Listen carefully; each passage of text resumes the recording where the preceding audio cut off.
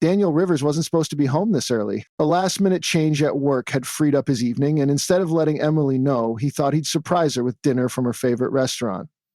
The scent of garlic and rosemary clung to the paper bag in his hands as he unlocked the door and stepped inside. The house was quiet, too quiet, as the living room was immaculate, untouched. No music played from the Bluetooth speaker Emily usually connected to while she worked. No scent of candles or perfume drifted through the air. A strange cold sensation crept up Dan's spine. Something was off. His footsteps were muted against the polished hardwood floors as he made his way upstairs. As he neared the bedroom, he heard laughter. Hers. Don's pulse slowed, his grip on the takeout bag tightening until the paper crinkled beneath his fingers. He had walked into this room 1,000 times, but tonight every step felt like crossing a threshold into the unknown. He pushed the door open. Emily was draped across their bed, her golden hair fanned out against the pillows, her silk robe loose around her shoulders. She wasn't alone. Alex Hayes, his best friend of 15 years, lay beside her, arm around her waist, a smirk playing on his lips as he whispered something in her ear. She laughed again, light and careless. She wasn't startled, she wasn't ashamed. Instead, she turned to face Dan, head tilting slightly as her lips curled into something almost condescending. "Oh, sweetheart," she sighed. "You weren't supposed to see this." Alex chuckled, propping himself up on one elbow. "Hell of an entrance, man." The weight of betrayal pressed against Dan's chest, but his face remained unreadable. His mind worked faster than his emotions, piecing together the right move, the right response. Then he smiled, not the reaction they expected. He reached into his pocket and pulled out his phone, tapping the screen with slow deliberation. "Go on," he said smoothly, raising the device. "Smile for the camera." Emily's smirk faltered. Alex's laughter died in his throat. Dan didn't shout. He didn't throw things. He didn't demand explanation. He just pressed record. This was the moment their lives began to fall apart. Emily and Alex sat frozen for a moment, caught between disbelief and irritation. Dan could see the flickers of emotions warring beneath their carefully curated expressions. Emily's lips parted slightly, searching for a way to regain control, while Alex's cocky demeanor flickered with unease. Then, just as quickly, Emily recovered. She tilted her head, her blue eyes narrowing. "Are you serious, Dan?" she scoffed, smoothing her silk robe over her thighs as if nothing had happened. "What, are you going to blackmail us?" Alex let out a low chuckle, running a hand through his perfect hair. "Come on, man. You don't want to make a scene, do you?" Dan's grip on his phone remained firm, but he let his shoulders relax, exhaling through his nose as he feigned nonchalance. "Make a scene?" he chuckled. "No, that's not my style." He let the words hang there, watching the way Emily's posture stiffened just slightly. She didn't like when things were out of her control. She thrived on manipulating emotions, pushing buttons just enough to get what she wanted. He'd been blind to it for years, but now, standing on the threshold of their bedroom, it was as if a veil had been lifted. "I just wanted to make sure I had a little keepsake," he tapped his phone screen, "for memories." A chill settled in the room. Alex cleared his throat. "Look, man, let's not turn this into some drawn-out drama. It happened. We didn't plan for you to find out like this, but you did plan for me to never find out," Dan interrupted, his voice eerily calm. Neither of them responded. That was answer enough. Dan's pulse throbbed in his temples, but he refused to let anger dictate his actions. No, anger was messy. Anger led to stupid, impulsive decisions, and he needed to be precise. So he smiled again. "Well," he said, stepping back toward the door, "you two enjoy your evening." Emily frowned. "What? You heard me," Dan said. "I'm not going to argue. I'm not going to yell. You made your choices." He pocketed his phone and glanced at Alex. "Both of you." Alex shifted uneasily. "So that's it?" Dan turned, walking down the hallway with measured steps, feeling their eyes on his back. The truth was, his body screamed at him to lash out, to throw something, to make them hurt the way he was hurting. But that wouldn't satisfy him. Not really. No, they deserved more. They deserved to watch everything they'd built crumble, piece by agonizing piece. He descended the staircase, his mind already moving ahead, crafting his next steps. He wouldn't simply leave them behind. He would make them regret ever betraying him. The planning begins. Dan drove aimlessly for nearly an hour before he pulled into a dimly lit parking lot and killed the engine. The initial shock had begun to settle, leaving behind something colder, sharper. He needed information. Unlocking his phone, he scrolled through Emily's social media accounts, searching for anything that might prove useful. He already knew she liked to project the image of a perfect, polished woman, the devoted wife, the charitable socialite, but she had secrets. And Alex had more. A quick search brought up the name of Alex's investment firm. Dan clicked through press releases and interviews, mentally cataloging every detail. He already knew that Alex prided himself on his spotless reputation, the golden boy in a cutthroat industry. A single scandal could sink him. Dan's jaw tightened. Perfect. He opened a secure browser and began looking into financial records, offshore accounts, anything that could be traced back to Alex. If he had skeletons, Dan would unearth them. A plan was forming, and with each passing second, it became more refined. The first step, let them believe they'd won. Let them bask in their false sense of security. And then he'd start pulling the strings. One. Bye. One. Emily and Alex sat frozen for a moment, caught between disbelief and irritation. Dan could see the flickers of emotions warring beneath their carefully curated expressions. Emily's lips parted slightly, searching for a way to regain control, while Alex's cocky demeanor flickered with unease. Then, just as quickly, Emily recovered. She tilted her head, her blue eyes narrowing. "Are you serious, Dan?" She scoffed, smoothing her silk robe over her thighs as if nothing had happened. "What, are you going to blackmail us?" Alex let out a low chuckle, running a hand through his perfect hair. "Come on, man. You don't want to make a scene, do you?" Dan's grip on his phone remained firm, but he let his shoulders relax, exhaling through his nose as he feigned nonchalance. "Make a scene?" He chuckled. "No, it's not my style." He let the words hang there, watching the way Emily's posture stiffened just slightly. She didn't like when things were out of her control. She thrived on manipulating emotions, pushing buttons just enough to get what she wanted. He'd been blind to it for years, but now, standing in the threshold of their bedroom, it was as if a veil had been lifted. "I just wanted to make sure I had a little keepsake," he tapped his phone screen. "For memories." A chill settled in the room. Alex cleared his throat. "Look, man, let's not turn this into some drawn-out drama. It happened. We didn't plan for you to find out like this, but you did plan for me to never find out," Dan interrupted, his voice eerily calm. Neither of them responded. That was answer enough. Dan's pulse throbbed in his temples, but he refused to let anger dictate his actions. No, anger was messy. Anger led to stupid, impulsive decisions. And he needed to be precise, so he smiled again. "Well," he said, stepping back toward the door, "you two enjoy your evening." Emily frowned. "What?" "You heard me," Dan said. "I'm not going to argue. I'm not going to yell. You made your choices." He pocketed his phone and glanced at Alex. "Both of you." Alex shifted uneasily. "So, that's it?" Dan turned, walking down the hallway with measured steps, feeling their eyes on his back. The truth was, his body screamed at him to lash out, to throw something, to make them hurt the way he was hurting. But that wouldn't satisfy him. Not really. No, they deserved more. They deserved to watch everything they'd built crumble, piece by agonizing piece. He descended the staircase, his mind already moving ahead, crafting his next steps. He wouldn't simply leave them behind. He would make them regret ever betraying him. The planning begins. Dan drove aimlessly for nearly an hour before he pulled into a dimly lit parking lot and killed the engine. The initial shock had begun to settle, leaving behind something colder, sharper. He needed information.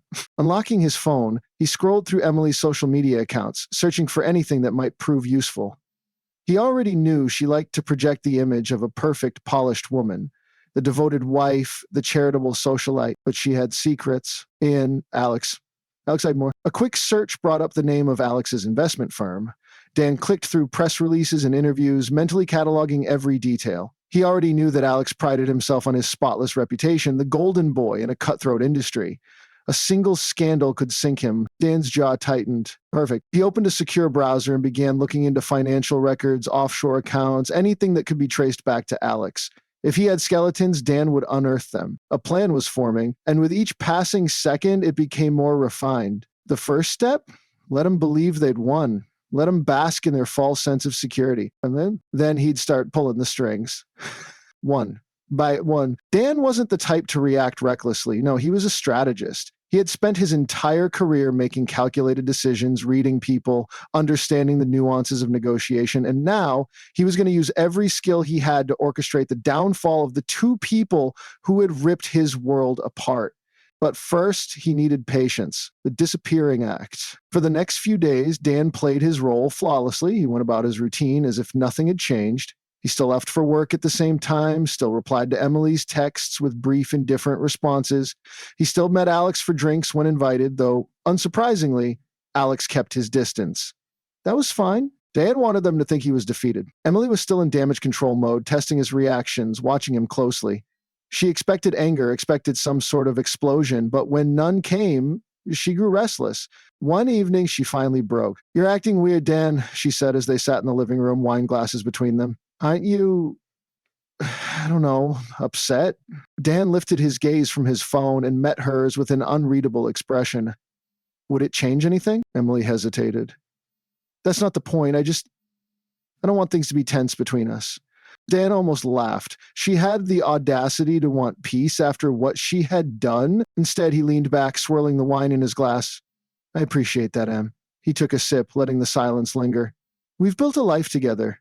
I don't want to ruin that over a mistake." The relief that flashed in her eyes was almost laughable. She thought she had won. Good. That was exactly what he wanted her to think, planting the seeds. While Emily was busy convincing herself that Dan was letting it go, he was moving his pieces into place. The first target was Alex's business. Dan spent his lunch breaks and late nights digging through records, old news articles, and any financial statements he could get his hands on. Alex had always been good at making money, but Dan knew that when someone was that successful, they had secrets. It didn't take long to find one. A series of questionable investments, a client lawsuit that had been settled quietly years ago, and most importantly, a hidden offshore account. Jackpot. Dan compiled everything into a neat folder and forwarded it to a financial journalist known for exposing corporate fraud. Within a week, murmurs of an investigation had begun circulating, and then came Emily's turn. Emily loved her status. She thrived on being the sophisticated, adored socialite, the wife everyone envied. So naturally, Dan began collecting proof of her indiscretions, not just with Alex, but with a few other men she thought he didn't know about. Her image was built on perfection. What would happen if the people she cared about most saw the truth? Dan reached out to a well-connected acquaintance, a mutual friend, who owed him a favor. "Send these to the right people," he instructed, attaching screenshots of Emily's flirtations, private messages, and a few scandalous photos she had foolishly kept in the cloud. It wasn't blackmail. Not yet. But it was enough to make her squirm, turning them against each other. With the dominoes set, all Dan had to do was nudge them over. Step one was distancing Alex and Emily. One evening, he casually mentioned to Emily over dinner, "Alex has been acting strange lately." Emily, always quick to deflect blame, raised an eyebrow. "How so?" Dan shrugged, swirling his drink. "He just seems stressed. Maybe it's the rumors about his firm, or maybe it's something else." He met her gaze, giving just enough hesitation to spark doubt in her mind. Emily hated feeling like she wasn't in control. Later that night, Dan checked his messages. Sure enough, Emily had texted Alex. "Emily, we need to talk. I don't like feeling like I'm in the dark." Alex, what the hell does that mean? Dan smirked. Just like that, the cracks were forming. The blowtorch. The final step had to be public. A charity gala was coming up, an event Emily had been looking forward to for months. She had spent weeks planning her outfit, ensuring she would be the center of attention. Dan made sure she was. That night, as guests mingled beneath glittering chandeliers, as cameras flashed and speeches were made, the scandal broke. The financial journalist had published his expose on Alex. The whispers started immediately. Emily, standing beside Alex, looked bewildered as people threw sideways glances in their direction. She grabbed her phone, scrolling furiously. Alex's face paled as his phone buzzed relentlessly. And then the final nail. Dan approached the podium with a calm, almost lazy smile. "Before we continue, I'd like to share something special," he announced, his voice carrying across the grand hall. A large screen flickered to life. At first, it was nothing but static. Then a series of screenshots appeared, Emily's texts, her photos, her whispered confessions to lovers she had thought would stay secret. Gasps echoed through the room. And finally, the grand finale. A video recording played, Emily half-dressed, lying in bed, whispering to Alex. Dan would never suspect a thing. The room erupted. Emily's face drained of color. Alex grabbed her arm, whispering something harshly, but it was too late. The damage was done. Dan stepped away from the microphone, watching as his wife's perfect world collapsed around her. He had played the long game. He had let them dig their own graves. And now, as he walked out of the gala into the crisp night air, he finally felt it free him. The fallout was swift. By the next morning, the scandal had spread like wildfire. Social media was ablaze with speculation, anonymous sources confirming details, and business news channels dissecting Alex's financial wrongdoings. Emily's reputation was in tatters. Dan woke up to his phone buzzing, texts from mutual friends, colleagues, even people he barely knew, all asking the same thing. Did you see what happened? He saw, and he had orchestrated every second of it. The House of Cards falls. Emily had spent her entire adult life curating perfection. Their marriage, her status, the social circles she maneuvered through. It had all been a delicate, carefully controlled performance.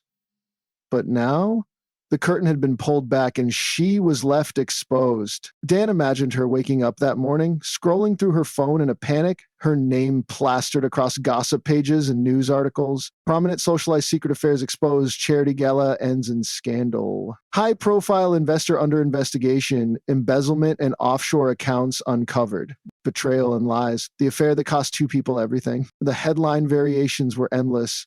The photos from the gala debacle were everywhere. Emily standing frozen in horror, Alex's hand gripping her arm, the enormous screen behind them flashing her texts and confessions. Dan couldn't stop grinning. He had buried them both in the very world they had tried to deceive him in. Alex's downfall? Alex had underestimated two things. First, his client's trust in him was conditional. The moment whispers of fraud and embezzlement surfaced, his investors jumped ship. His partners at the firm were furious. They weren't just worried about the financial damage, they were concerned about their own reputations. At midday, Alex had been ousted from his firm. Officially, the company would claim they were doing an internal investigation, but behind the scenes, they had already sacrificed him. Dan watched it all unfold from a distance, taking a sip of his coffee as he scrolled through an industry news article. In light of recent allegations, the board of Hayes and Partners has taken immediate steps to remove Alex Hayes from his position. We remain committed to transparency and accountability. Translation, you're toxic now and we're cutting you loose. Alex's bank accounts were frozen, his business connections severed, and his industry reputation irreversibly stained. Dan knew Alex. He thrived on power and prestige. Without it, he was nothing. Emily's social exile. If Alex's downfall was financial, Emily's was social. The socialite circles she had once ruled turned against her overnight.